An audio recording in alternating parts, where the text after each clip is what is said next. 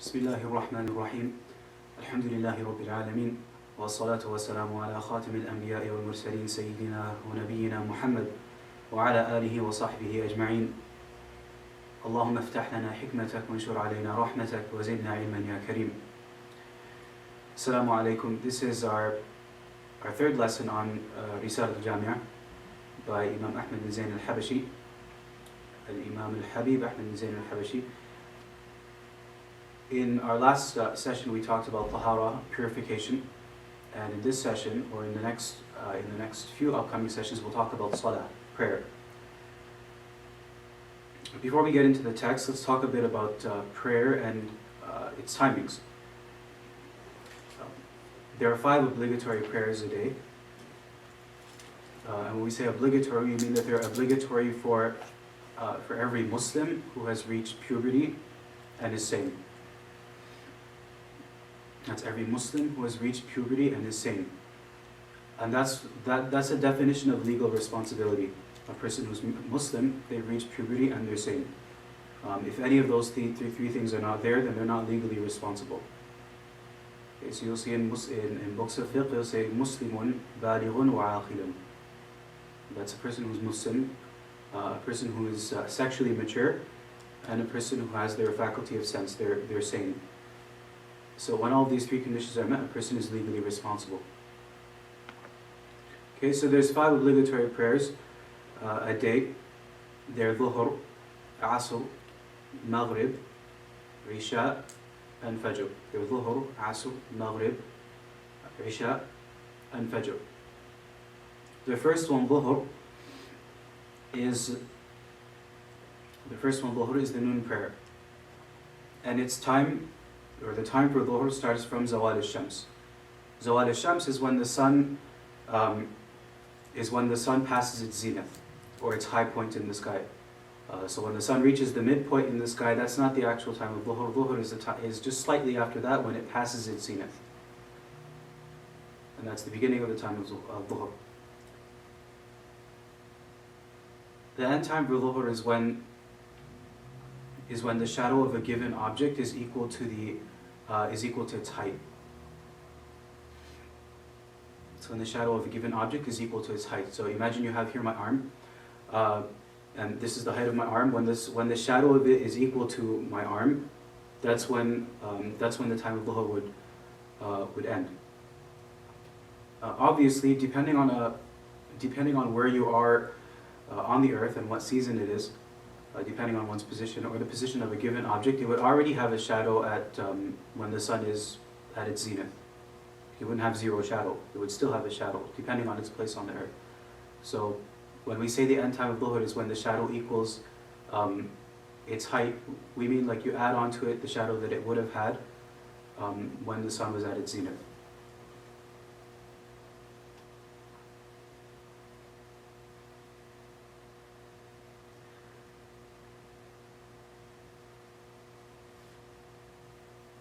Yeah, so you take into account the shadow that it has, or the position of its shadow when you're calculating the end time for Dhuhr. And it varies based on the time and place. The second prayer is Asr, and that's the mid-afternoon prayer, and its time starts when the time for Dhuhr ends. Its time starts when the time for Dhuhr ends. The same definition. And it's also called the Salatul Wusta, the middle prayer. Okay, and you can pray Salatul Asr, you can pray the mid-afternoon prayer up until the actual setting of the sun.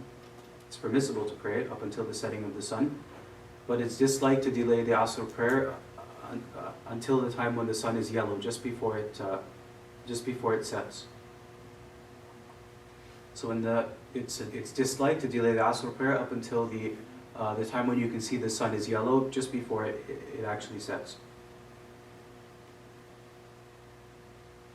That's the time for Asr. Maghrib starts at the end. Maghrib starts at the end time for Asr, right? So obviously there's a pattern here, like the prayers end and another one begins. Maghrib starts at the end time for Asr. That's when the sun has completely set. So if you can see the sun in the horizon, even just a little bit, that means that Maghrib time hasn't actually started. It's when the disk of the sun has completely disappeared from the horizon. And the time for Maghrib ends when the twilight has disappeared. The twilight is what they would call the books of fiqh al-shafaq al-ahmar. That's like the red strip that you can see on the horizon or in the sky after the sun has just set. After the sun has set, there's a redness in the sky or on the horizon. When that has disappeared, then the time for Maghrib is ended.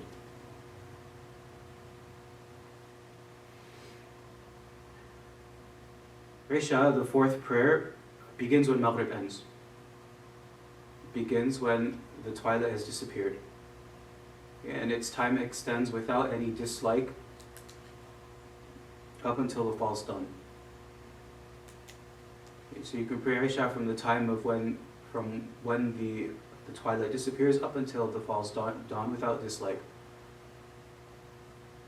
There's two kinds of dawns. Well, there is actually only one kind of dawn. One is a false dawn, and one is what they call a true dawn. A false dawn is when you see you might see something that looks like a column of light that extends vertically in the sky, and some people liken it to a fox's tail. It's just a light. It's light that extends vertically in the sky. So someone looking at it might think, well, here there's light, so it's dawn. But that's not actually dawn. That's what they call a false dawn. True dawn is when you see light extending horizontally on the horizon.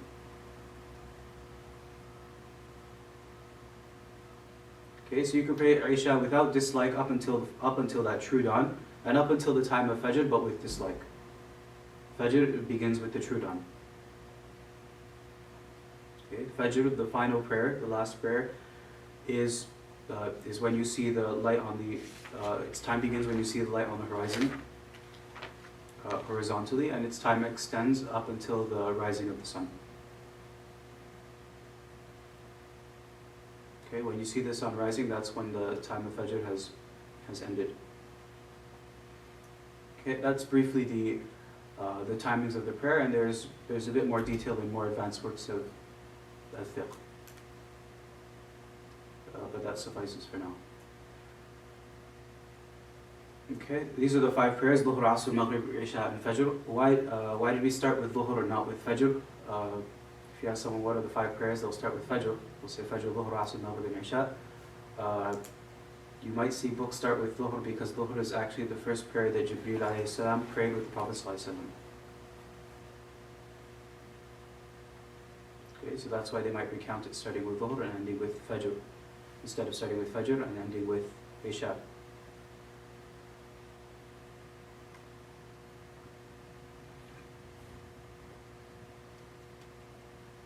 Okay, and on that note, is Fajr a day prayer or a night prayer? Fajr is a night prayer. Yeah, you might think it's a day prayer.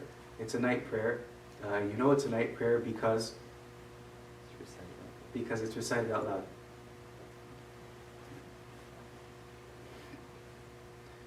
Good. So those are the times in which you can pray these prayers. There are certain times in which prayer is impermissible. There are certain times in which prayer is impermissible. Okay, there are 5 times. 3 of them actually have to do with the sun, and 2 of them have to do with or are related to a person's actions. The first one is when the sun is actually rising on the horizon. When you can see the sun on the horizon coming up, it's impermissible to pray. The second is when the sun is setting. So when you can see the sun setting on the horizon, it's impermissible to pray. That's just before the time of Maghrib. The third one is when the sun is at its zenith. It's at the high point in the sky. Okay, that's actually just a brief moment of time when the sun is at its high point in the sky, but when it's around that time, a person wouldn't pray. It's impermissible to pray. Okay, even though when the sun is actually at its zenith, because the sun is actually moving. Well, I mean, we call the sun moving, but let's just say the sun is actually moving, so it doesn't stop at the zenith of the sky. So it's actually just a brief point in time when the sun is actually at the zenith. At that point, a person wouldn't pray. It would be impermissible to pray. Okay, so these 3 have to do with the sun itself. The other two times in which it's impermissible to pray are tied to a person's actions. So the first one is right after a person has prayed Fajr, up until the sun is what they call up until the sun has risen, what they call qadr rumh or qaid rumh. That's like the length of a spear. So if you're looking at the horizon and you see the sun rising in the horizon, when it reaches a point where you can imagine like a spear, or the length of a spear would be between it and the horizon, after that you can pray.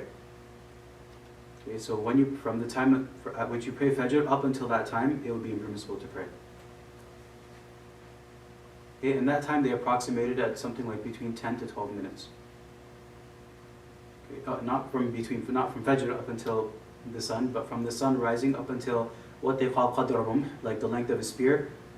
From its rising to that point, it would be about 10 to 12 minutes. Okay, so the time of impermissibility would start from when a person prays Fajr up until that time.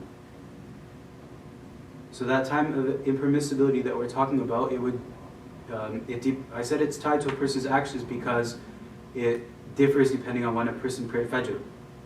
So if a person prays Fajr at the beginning of time, the time would be longer, right? Because it would be the rest of the time of Fajr, as well as that 10 to 12 minutes in which the sun rises. If a person prays Fajr later in the time, then the time would be shorter because you can pray before that. Okay, so that's why we said it's tied to a person's actions. And the second one is after a person has prayed Asr until the sun sets. It's after a person has prayed Asr up until the sun sets. So again, this depends on, or the time differs depending on when a person prays Asr. So if a person prays Asr at the beginning of time, it would be the entire period of Asr up until the sun sets. But if they pray Asr towards the time of Maghrib, then that period of impermissibility would be shorter.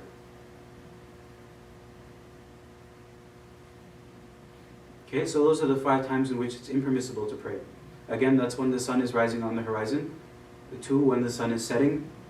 3, when the sun is at its zenith. 4, after a person prays Fajr, up until the sun has risen about 10 to 12 minutes, or what they call the length of a spear. And the 5th and last one is after a person has performed the Asr prayer, up until the sun sets. All those times are impermissible. Okay, and there are a couple of exceptions to this, or I should say there are a couple of things that we should say to qualify this. The first is that there's no such thing as a impermissible prayer in the Haram of Mecca. So if you're in the Haram of Mecca, there's no impermissible time to pray. You can pray at any time. Okay, after you pray Fajr, for example, you can get up and pray. Or after Asr, between the time of Asr and Maghrib, you can get up and pray. There's no problem. Or there's no impermissibility or dislike. Okay, and that goes for all of the times. The second thing that we should say to qualify this is that any prayer that has a preceding cause, wouldn't become impermissible. So let me give you an example. If you come into the mosque and you want to pray 2 rak'ahs as a welcome to the mosque, you can do that. You wouldn't say this is a time of impermissibility, so I'm not going to pray. Okay? Let's say you come into the mosque after you've prayed Asr, you go into the mosque and you want to pray, you can do the 2 rak'ahs and you wouldn't say that it's impermissible to pray during that time. Okay, that's one example. Another example are obligatory prayers. So let's say you didn't pray. You didn't pray Asr up until when the sun is setting. For example, you delayed your Asr prayer. You wouldn't say, well, now is an impermissible time to pray. The sun is setting, therefore I'm going to delay my Asr prayer until the sun is completely set. Or the sun is rising on the horizon and you've gotten up late and you haven't prayed Fajr. You wouldn't say, well, look, the sun is rising now, so I'm going to delay my prayer for 10 to 12 minutes up until the sun reaches that length, and then I'm going to pray. Okay, so if it has a preceding cause, then you pray. You can perform the prayer. You can perform the prayer.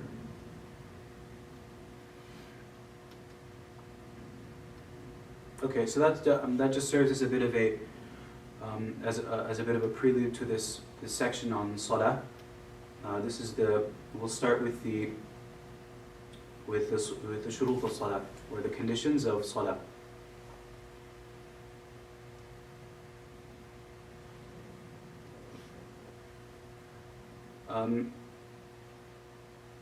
What's a shart or a condition?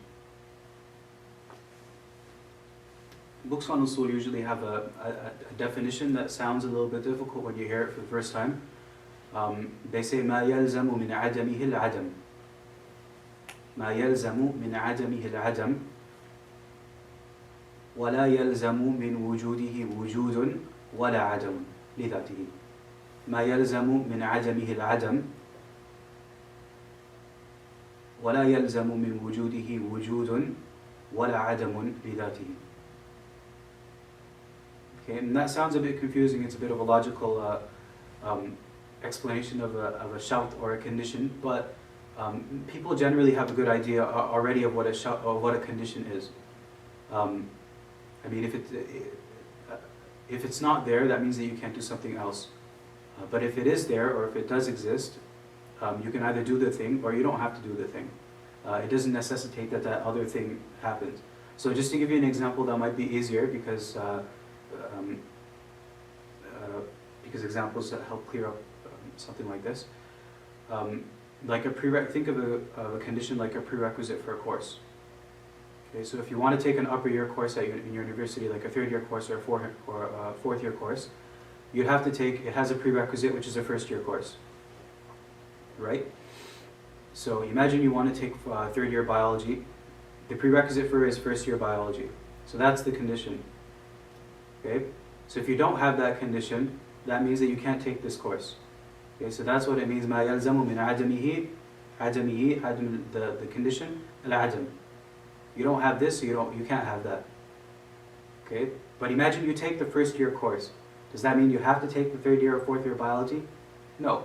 Like, you could do it, but you don't have to do it. Okay? So that's what they mean when they say ولا يلزم من وجوده. That's the presence of the condition. وجود ولا عدم. So the presence of this doesn't necessitate this, its existence or its absence. And that's just a bit of an usuli definition. That's, I mean, it's good to come across it, so when you do a little bit of usul, then you already have an idea of what they're talking about. So that, yeah, you already have an idea of what they're talking about. I mean, so wudu is the same thing. Wudu, for example, wudu is a condition for salah, but if you have it, it doesn't mean that you have to pray. But if you don't have it, you can't pray. That's what it is. Okay, that's what they mean when they talk about shurut or conditions. The first condition that is mentioned by the author, rahimahullah, he says, وَيُشْتَرَطُ لِصِحَّةِ الصَّلَاةِ معرفة دخول الوقت بيقين أو اجتهاد أو غلبة ظن. معرفة دخول الوقت بيقين أو اجتهاد أو غلبة ظن.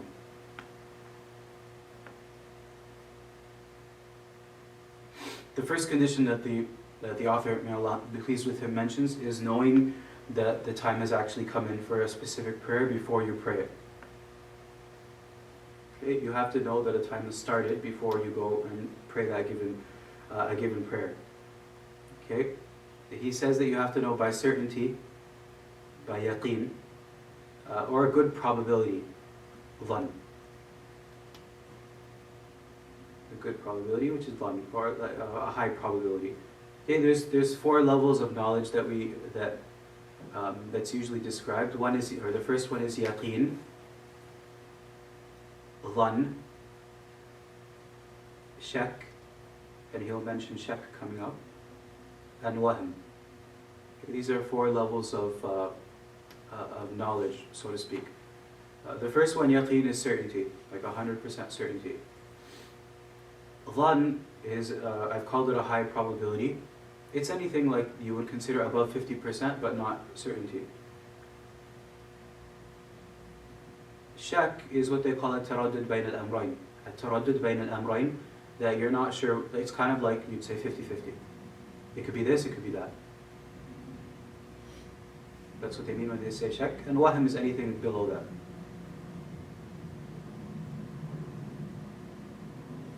Okay, so he says معرفة دخول الوقت بيقين. أو اجتهاد أو غلبة ظن. So either of the two, it could either be yaqeen or it could be غلبة ظن. That lends a person to believe, or leads a person to believe that that the time for prayer has actually come in. Okay. There are 4 ways that a person could actually know that that the time has come in, or that the time is entered for it. One, which would be yaqeen, is if a person sees it himself. Okay, so if a person sees the dawn himself, then he would know that it's time for Fajr. Or if he sees the sun setting himself on the horizon, then he would know that it's almost time for Maghrib. Okay, and that would be yaqeen, a person sees it for himself. If not, a person can know the time just by being informed by someone else who's trustworthy, who himself has seen it. So if someone comes in and says, well, I saw the sun setting, the sun has set, it's therefore time for Maghrib, that would count as a means towards knowing the time of prayer, or the time for Maghrib in our case. Hearing it from a mu'adhin, who himself knows, also counts as a means for knowing the time for Salah. Okay, so if you hear a mu'adhin, an established mu'adhin making the adhan, you don't need to go out and check or to verify. That counts as a valid way for knowing that the time of prayer has come in. Okay, if he doesn't have any of these things, either he hasn't seen it himself, or hasn't been told by anybody that is trustworthy, or hasn't heard a mu'adhin or some such thing, he has to attempt to ascertain the time using some sign or indicator. And that's what the author is talking about here when he says أو اجتهاد أو غلبة ظن. Okay, so this is the 3rd level, that he has to try to attempt to ascertain the time by himself using some kind of indicator. Okay, and what kind of indicators are they? The books of fiqh generally mention a number of different things that a person can use as a sign. Okay, one of them is a rooster that's trained to crow at specific times, or not necessarily trained, but actually does it. So imagine there is a rooster or something like that crows at a specific time, or like right before the time for Fajr, for example. You can use that as a means for ascertaining that the time for Fajr has come in. I mean, that's just an example. Obviously, it's classical. People don't have roosters hanging around in the city, but I mean, it gives you an idea of what jurists considered an acceptable means for ascertaining the time for prayer. But not that a person should go and get a rooster and use it to test the time of prayer, right? Another sort of sign or indicator that people have considered sufficient is a person fulfilling a specific type of task. So they'll give an example of a tailor, for example, who usually makes let's say a suit of clothes at a given period of time. So imagine he prays Maghrib, and every day, or he knows that the time it takes to do this specific task, or to tailor a suit of clothes, would be an hour and a half, for example. But by the time he's done, he's sure that the time for Isha has entered. Okay, he can use that sign or an indicator to pray Isha. Okay. Obviously, he'd have to have a high degree of probability, or he'd have to have a good enough reason to assume that, like, he would have had to try and test it. He wouldn't just make it up on the spot. Like, you wouldn't just say, well, I've been working here for a long time, I've been recording my dars for, a while now, it must be the time for Asr. Okay, that wouldn't be sufficient. But if I know that I have, for example, 10 pages of notes that I always get through for my dars, and my dars always takes an hour and a half to 2 hours kind of thing, and that I start after Maghrib, and by the time I'm done, Isha must have come in, then you can pray based on that. That's the kind of thing that they're talking about. They'll mention sometimes a wird, like a recitation, so it's similar to the example I gave for our dars or our lesson, but if a person reads like a certain portion of the Quran or a book or something like that, and he reads usually a set period, and by the time he's done that, the time for the next prayer has come in, that would be something sufficient, or as a sign or an indicator for knowing the time of prayer. Okay. Again, it wouldn't be yaqeen. It would be a type of high probability. If a person is unable to do any of this, they can follow someone who has who himself has ascertained the time using a sign or an indicator. Okay, so these are four levels. One is, again, is to see it yourself, to be informed by, secondly, to be informed by somebody else who has themselves seen it, who have themselves seen it, or a mu'adhin. 3, using some sort of sign or an indicator to ascertain the time. And 4th, to follow someone who has done likewise. Okay, the author says, دخول الوقت, that's because you can't pray prior to its time. He says, بيقين أو اجتهاد أو غلبة ظن. Okay, it's not permissible to pray, it isn't permissible to pray before the time, and it's not permissible to pray using these signs or indicators without some kind of, without some type of due consideration. Okay, the author, may Allah be pleased with him, says, فَإِن صَلَّى مَعَ الشَّكِّ لَمْ تَصِحَّ صَلَاتُهُ. Says, فَإِن صَلَّى مَعَ الشَّكِّ لَمْ تَصِحَّ صَلَاتُهُ. If a person prays with doubt about the time, then their prayer isn't valid. Okay, and remember we said what are the 4 levels? They're yaqeen, dhan, and shak, and wahm. So here the author says, فَإِن صَلَّى مَعَ الشَّكِّ. Here he doesn't mean any kind of doubt. You might still have like a little bit of lingering doubt, even with dhan. Even with a high probability, there might still be a little bit of doubt involved, but that's not the kind of doubt we're talking about here. This is the type of, like if you're not sure at all, like it could have come in, it could not have come in, then your prayer would not be valid if you prayed with that type of shak, or with that type of doubt. Okay. The author says, فَإِن صَلَّى مَعَ الشَّكِّ لَمْ تَصِحَّ صَلَاتُهُ. So that's even if the prayer actually fell within the time. Okay, so if you prayed without any type of consideration of the time, you just got home and you said, well, it must be the time for dhuhr. I'm going to pray. So even if it was actually the time for dhuhr, your prayer wouldn't be valid. You have to have knowledge of the author. It's a condition before prayer. It's a condition before prayer. So you have to have knowledge of the time of prayer before you actually begin. Okay.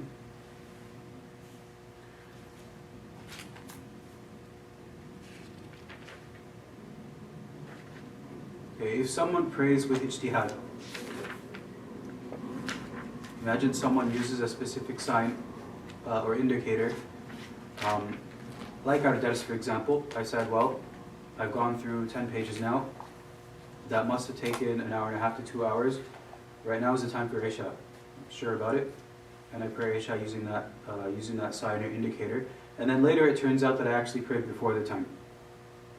Okay, but I prayed using some sort of ijtihad. Does the prayer count or not?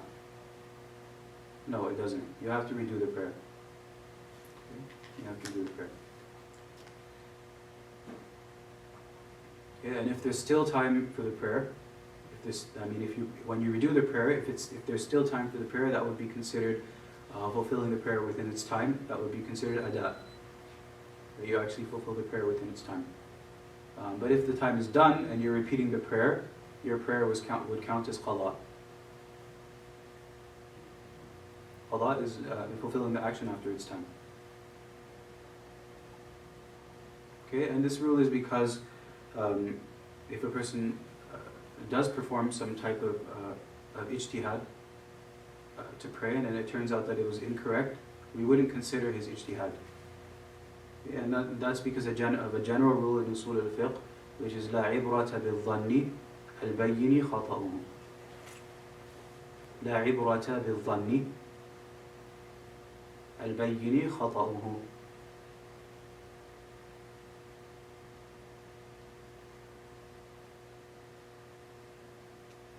Okay, there's no attention or consideration given to dhann if it turns out that it was actually incorrect.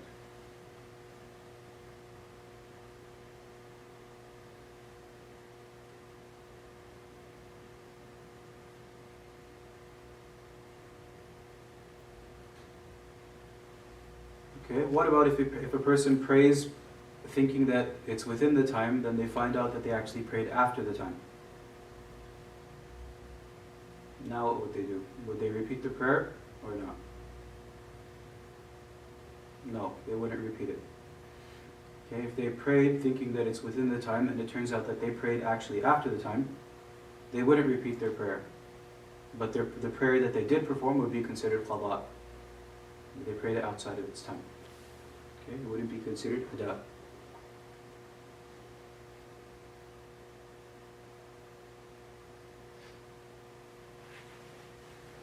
Okay. Speaking of, praying outside of the time is a major sin. You have to pray, it's obligatory to pray within the time.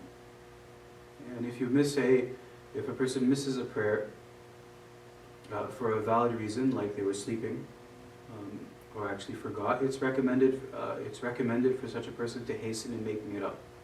As soon as they wake up, or when they remember, that they would hurry towards waking it up. And praying it before the current prayer, if there's time for both. So imagine a person was sleeping during the time for dhuhr, and woke up in the time for asr, and there's time for him to perform both dhuhr and asr. He would pray dhuhr and then he would perform asr. That's if there's time for both. Okay, it's recommended to hasten in doing both. If a person left off a prayer without just cause, it's obligatory to make it up immediately. If a person left off a prayer or prayers without any reason, it's obligatory for such a person to make it up immediately, not with delay. Okay, it's obligatory for a person to spend their time in making up prayers that they've missed.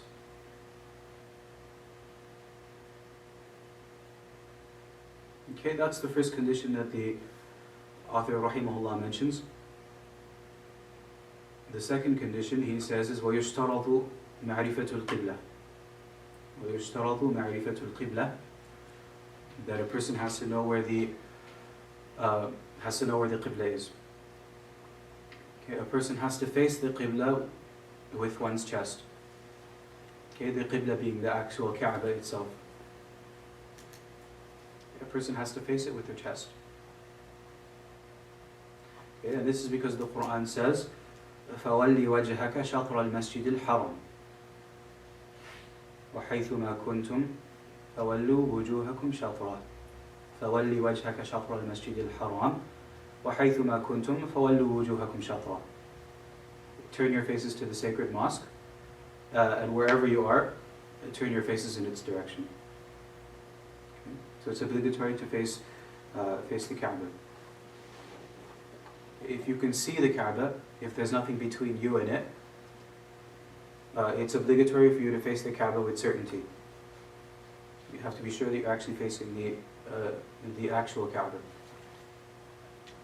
If you can't see it, if there's something between you and it, you just need a high probability that you're facing the actual Kaaba.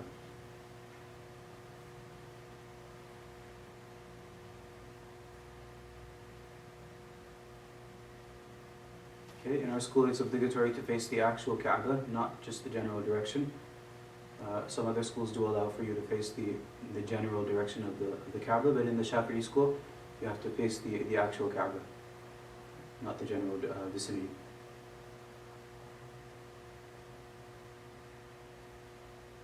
Okay, there are ways that you can know where the Kaaba is. One is obviously by seeing it, like if you can actually see it in front of you, or by somebody trustworthy telling you the direction. Okay, similar to that is something like a compass or a mihrab in a masjid. So if you go into a masjid and you see a mihrab, and that masjid is is an established masjid and generations of Muslims have prayed in it, you don't need to verify again whether or not that is actual qibla, whether or not that is facing the actual qibla. You can use it as a good indicator that that's where the qibla is.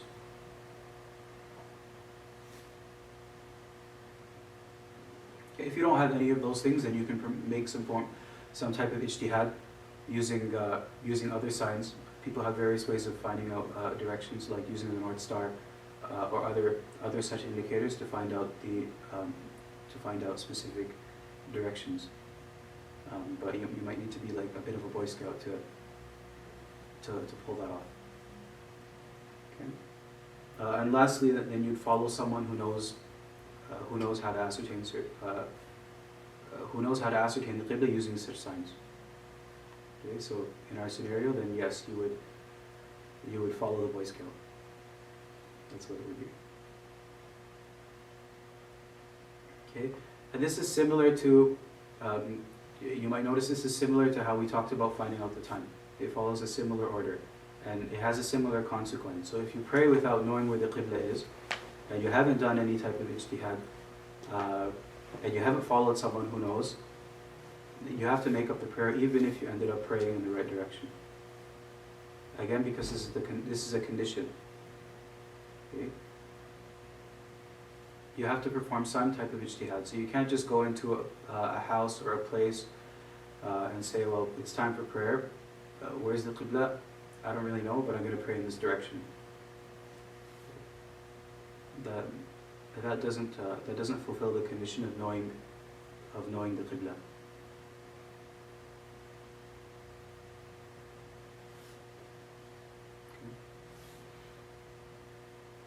There has to be like a specific reason why you've chosen the qibla or why you've chosen to pray in a certain direction. It can either be yaqeen or it can be high probability, but it can't just be based on how you feel at the moment. Okay? There are a couple of there are two notable exceptions to facing the qibla. The first one is in a non-obligatory prayer. Okay? So what we're talking about here are conditions for obligatory prayers. So a nafil prayer or a non-obligatory prayer, a person doesn't have to face the qibla. Okay, and that's because the Prophet ﷺ would pray on his animal while it was moving, irrespective of how it turned. So regardless of where it turned, the Prophet ﷺ would pray nafil prayers on it, or non-obligatory prayers on it. Okay. If a person can face the qibla at the beginning of their prayer, when they're starting their prayer, they should do so, if it's easy to do so. If it's not easy to do so, they don't have to face the qibla. So if you're in a car and you're driving and it's not easy for you to get out and face the qibla, then you can just, it's not easy for you to turn the car facing the qibla, then you can just start your prayer as it is. Or if you're in a train, or if you're in a plane, you can't, you obviously can't, you're not in control of which direction it's facing. You would just, you can start your prayer, and it would be sufficient. That's for a non-obligatory prayer. But for obligatory prayers, yes, you have to face the qibla. The Prophet ﷺ in the same hadith, which says that he would pray nafil prayers or non-obligatory prayers on his animal, irrespective of where it turned, says that when he wanted to pray an obligatory prayer, he would get off of it and face the qibla. Obligatory prayers, you have to face the qibla. That's the first exception. The second exception is a prayer that a person would perform while he's in a state of extreme fear. Okay. Shiddatul khawf, when a person is in extreme fear or danger. Okay. And examples are like if a person's in a battle, if a person's in a dangerous predicament, like they're running from a flood or they're running from a fire or something of that nature, you wouldn't say to that person, well, you need to face the qibla. Yeah, obviously that person's in like an extreme situation, so that condition gets dropped.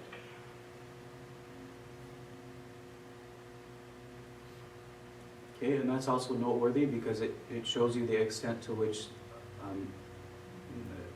the obligation for prayer doesn't drop. So even if a person's in an extreme situation, prayer is still obligatory on that person,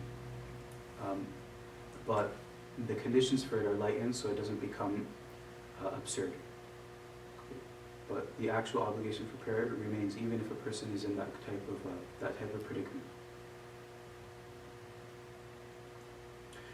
The next condition that the author rahimahullah mentions, he says, وَيَجِبُ سَتْرُ الْعَوْرَةِ بِسَاتِرٍ طَاهِرٍ مُبَاحٍ.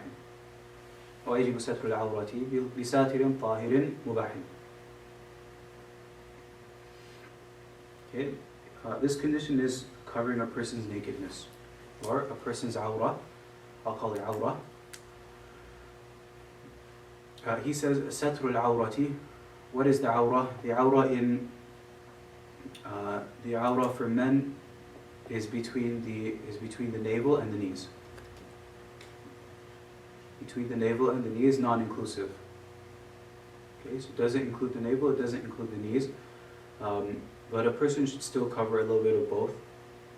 I mean, generally speaking, people do wear more than that. People don't just cover from their navel to the knees, anyways. But these are like lower level requirement. This is a lower level requirement, at least for men. Okay. A person should also cover a bit of both because you wouldn't want to expose something under the navel and the knees. Okay, and this is similar to the rule that we mentioned when we were talking about wudu. We said there's a general rule, مَا لَا يَتِمُّ الْوَاجِبُ إِلَّا بِهِ فَهُوَ وَاجِبٌ. You might remember, we said مَا لَا يَتِمُّ الْوَاجِبُ إِلَّا بِهِ فَهُوَ وَاجِبٌ. That if something is obligatory and something else is necessary to fulfill that obligation, that thing also becomes obligatory. Okay, that's an usuli rule we mentioned in the second dars. Okay, so the same thing applies here. You cover a little bit of the knee and you cover a little bit of the navel because you want to fulfill the obligation, which is from between the navel and the knees. For women, in salah, it's everything except the face and the hands. It's everything except the face and the hands, both sides. Yeah, up to the wrists.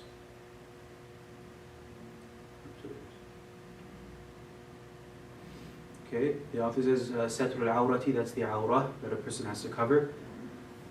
He says, Bisatirin, what's a satir? A satir is two things. One, it covers the region. It covers the region that we just mentioned. So it has to cover it in its entirety.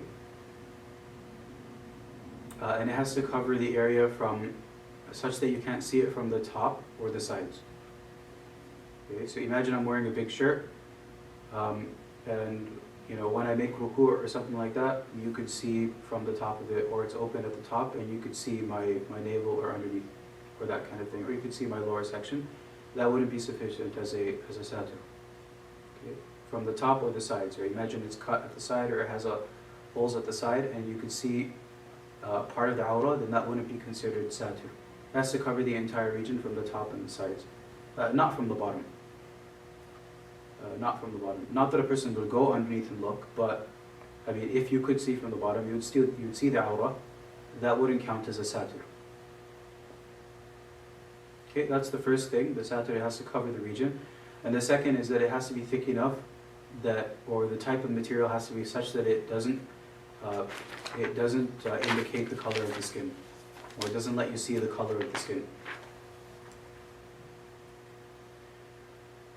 So if you're wearing a really thin shirt, for example, and you can see the skin from beneath it, but it does cover the entire awrah, it still wouldn't be sufficient because you could see the skin underneath it. Okay. And that's what a satir is. It doesn't have to hide the shape or the size of the body. Okay. It doesn't have to hide the shape or the size of the body.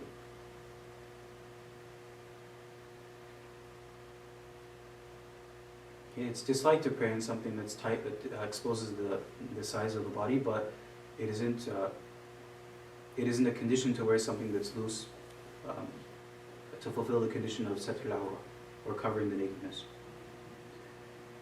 Okay, and this is covering the awra is irrespective of whether you're praying by yourself, or whether it's dark, or whether there's no one around, or if there are no windows. Irrespective of your condition, you have to cover your awra when you're praying.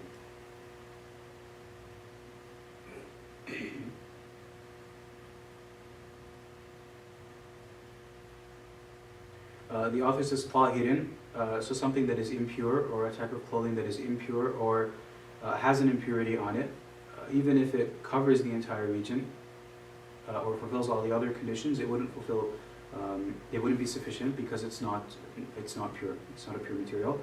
Or it's connected to something that is impure. The last thing that the author rahimahullah mentions is mubah. He means permissible here, that the clothing should be permissible. Now what he means here is that it's not, for example, stolen.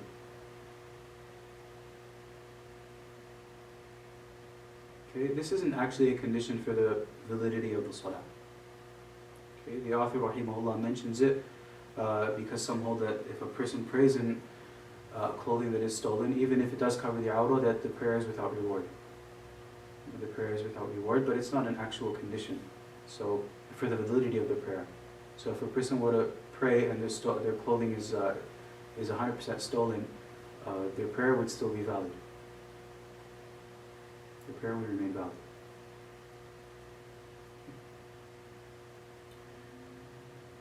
The next condition that the author, may Allah be pleased with him, mentions, he says, وَيَجِبُ رَفْعُ النَّجَاسَةِ مِنَ الثَّوْبِ وَالْبَدَنِ وَالْمَكَانِ. That a person has to remove impurities from his clothing and his body and the place that he's praying in. Okay, and this includes, here he's talking about impurities that aren't forgiven or that we wouldn't consider overlooked. Clothing, of course, is pretty obvious, but it includes also something that a person might have in his pocket, or what a person is carrying. He says al-badan, that is obviously, again, that's pretty evident, that's the body, but it includes things like the inside of the mouth and the nose. You might recall in our second lesson when we were talking about tahara, we said that a person doesn't have to wash the inside of their mouth or their nose, that it's sunnah, right? But that's for tahara. If a person wants to pray and they have an impurity in their nose or their mouth, they have to wash it. Okay, so the two are separate issues. And the last one, he says al-makan, that's the area where your feet touch the ground when you're praying, as well as your hands and your feet.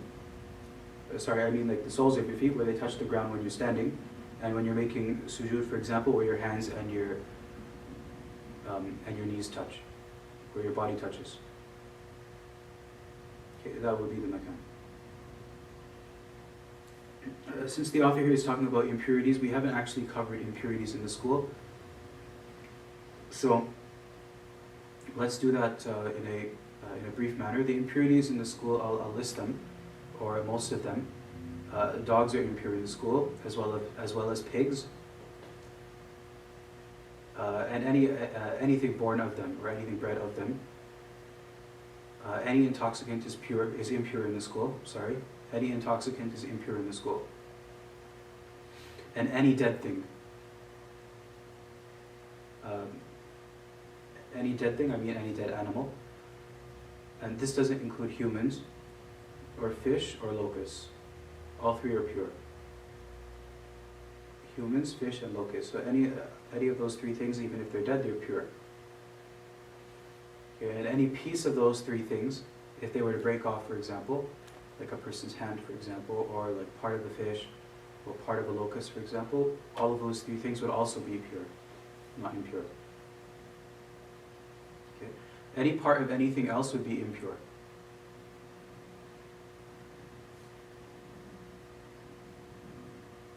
Any part of anything else that was alive would be impure.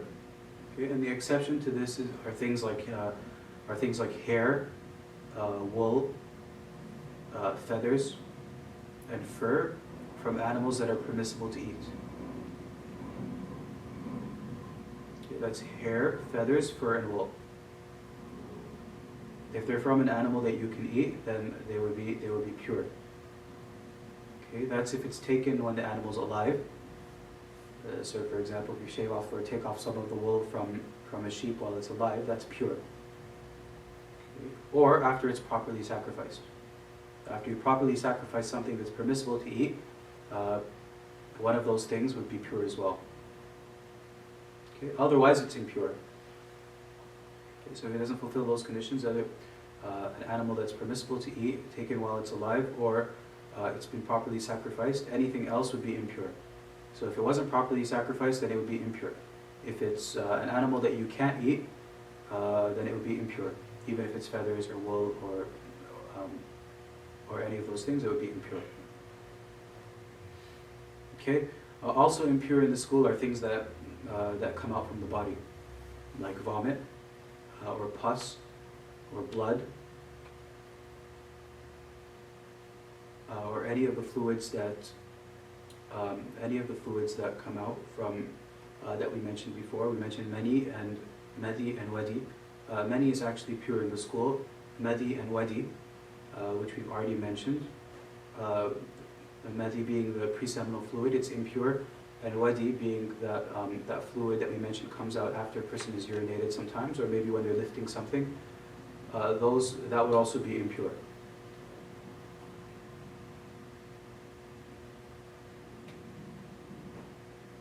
Okay, and urine is also impure, and feces is also impure.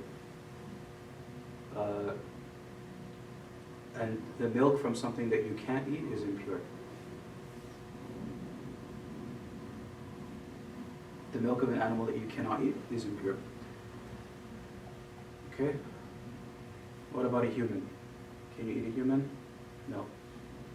So is the milk impure? No. And the milk is not impure. Okay, that excluding human milk. Okay, human milk is not impure. Okay, that's a brief list of the common things that are considered impure in the school. You could remove these impurities by washing them with pure water. Okay, there are two states. You can either see the thing that is impure or you don't see it anymore. Okay, if you can see the thing that's impure, it's called ayniyya. Najasa ayniyya. Okay, it sounds exactly like it's called, or it means exactly what it sounds like, that you can see it. Okay, if you can see it, then you have to remove it and then wash the area with water. Pour water on the area. Okay, and that will remove the najasa, or the impurity. Okay, it's recommended 3 times, but 1 time is sufficient. Okay, if you can't see it, but you know it's there, so for example, you know that there was some urine there, but it's dried and you can't see it anymore, but you knew that it was there, then it's called najasa hukmiyya. Hukmiyya. Okay, and in that case, you just pour water over the area.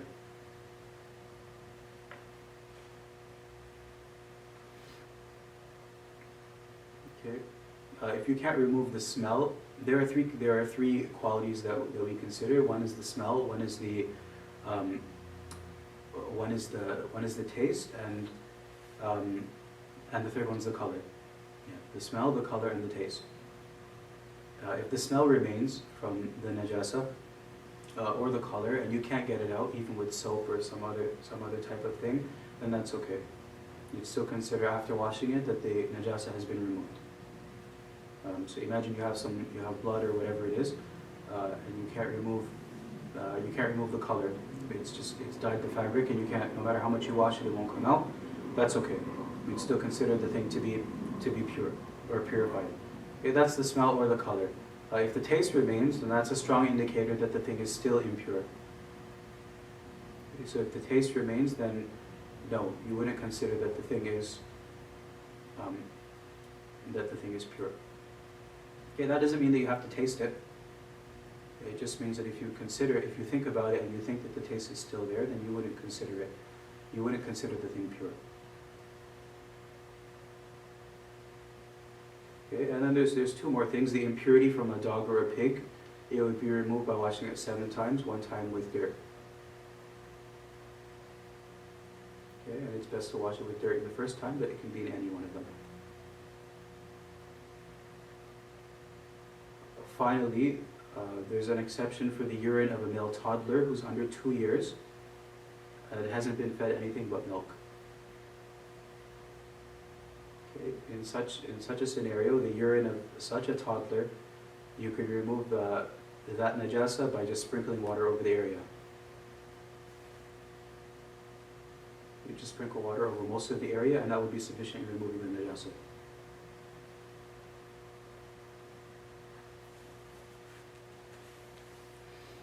Okay, we mentioned at the beginning when we talked about raf' najasa, we said that removing impurities that aren't forgiven or overlooked.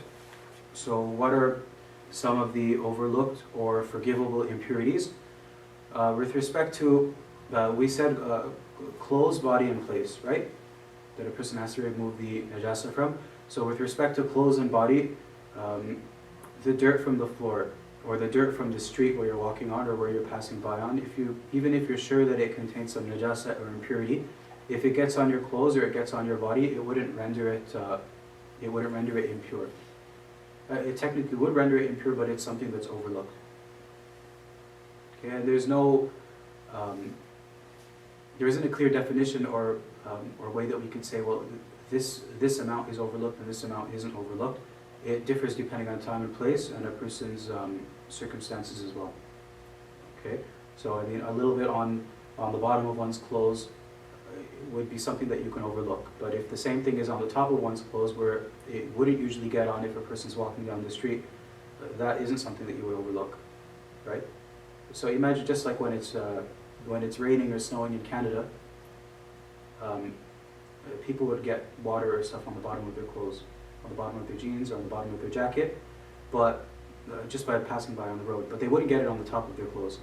So the bottom is something that you can overlook, and people commonly overlook it anyways. The top isn't something that you would overlook, right? Okay, so even if you're sure that the dirt from the road is impure, if it gets on your clothes or it gets on your body, then it wouldn't.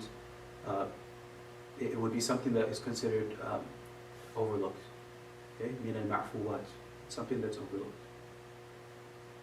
Okay, with respect to a place, they say that bird droppings, if they're dry, and a person doesn't need to touch them, that they're overlooked as well.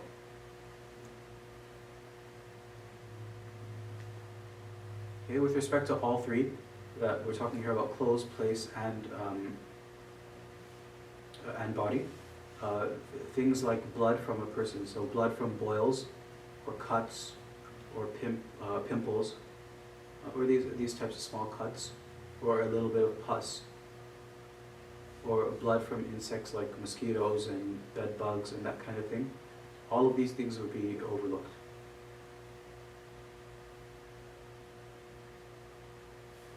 Okay. And a person with urinary incontinence, or a woman with irregular bleeding, also those two scenarios, the impurity would be overlooked. Okay, and some of these things do depend on time and place and circumstance as well. A little bit of hair or a little bit of feathers from something that you wouldn't eat, even if it's on your clothes, for example, it would be overlooked. Okay. And again, there's no clear amount, but a person would have to use their best judgment in ascertaining or determining whether what is on their clothes is a lot or a little. Like a few hairs from something that you can't eat would not be considered a lot, but if the bottom of your jeans are covered in hair, then yeah, you would consider it a lot, and you wouldn't pray in it. It would be considered impure.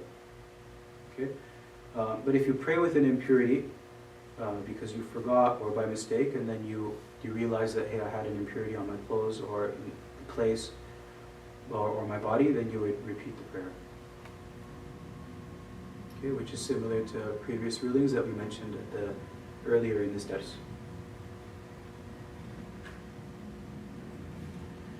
Finally, the author, rahimahullah, says, وَيَجِبُ عَلَى الْقَادِرِ أَنْ يُصَلِّيَ الْفَرْضَ قَائِمًا. وَيَجِبُ عَلَى الْقَادِرِ أَنْ يُصَلِّيَ الْفَرْضَ قَائِمًا. A person who's able to stand has to do so. That's the final condition that the author mentions. Okay, and this is because the Prophet ﷺ said, pray standing, but if you can't, then sitting. He said, pray standing, but if you can't, then sitting, and if you can't, then on your side. It's a hadith in Bukhari. The Prophet ﷺ said, صَلِّ قَائِمًا فَإِن لَمْ تَسْتَطِعْ فَقَاعِدًا فَإِن لَمْ تَسْتَطِعْ فَعَلَى جَنْبٍ. So صَلِّ قَائِمًا فَإِن لَمْ تَسْتَطِعْ فَقَاعِدًا فَإِن لَمْ تَسْتَطِعْ فَعَلَى جَنْبٍ. And that's in Bukhari. If a person pray standing, but if you can't, then sitting, and if you can't, then on your side. Okay. If a person can pray, if a person can't stand up by himself and pray, but he can stand up if he leans on something, does he have to do that? If a person can't pray, if a person can't stand up by himself and pray, but if he were to lean, for example, on a cane or hold a cane, he can stand up and pray. Does he have to do it? Is it obligatory in the school? Yes, it's obligatory. Okay.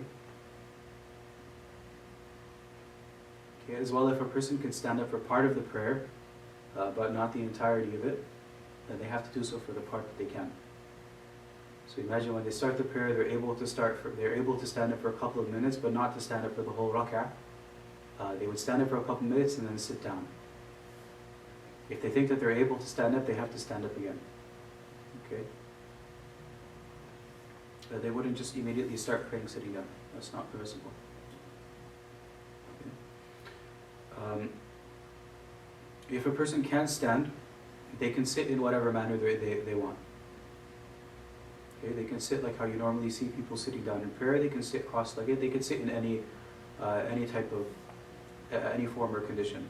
Okay? And they would make their ruku', a person like that would make ruku' by putting their forehead parallel to the front of their knees. So they would lean forward and they would have their forehead parallel to in front of their knees. Okay? That's how a person would make ruku'. And it's better to have it parallel to your place of sujood. But just ahead of your knees is also permissible.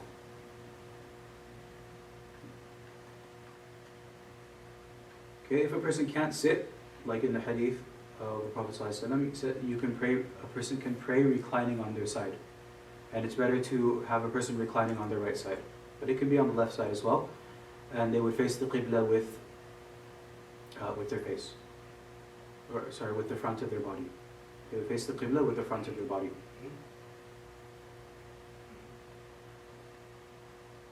Okay, that's the second. If they can't do that, then they would pray. They can pray lying on their back.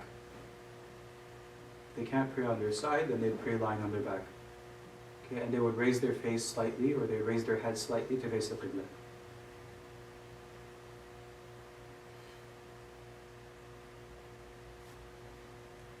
Okay, if they can't do that, they would pray again on their back, and they would face the soles of their feet to the qibla.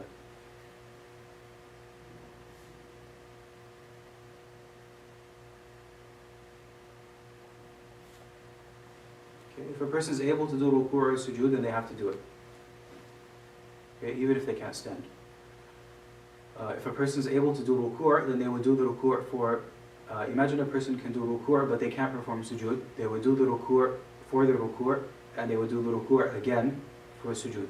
But they would try to differentiate between the two, so they would lean a little bit for the ruku' and lean a little bit more for the sujood. Okay, that's what they would do to differentiate the two. Okay. If a person can't do any of the things that we mentioned, right, he can indicate with his head for the ruku' and sujood, just by motioning with his head. And again, he would motion a little bit for ruku' and he would try to add a little bit extra for sujood, for prostration, to differentiate between the two. And if a person can't do any of this, then they would pray with their eyelids. Okay, just by motioning with their eyelids, they can pray.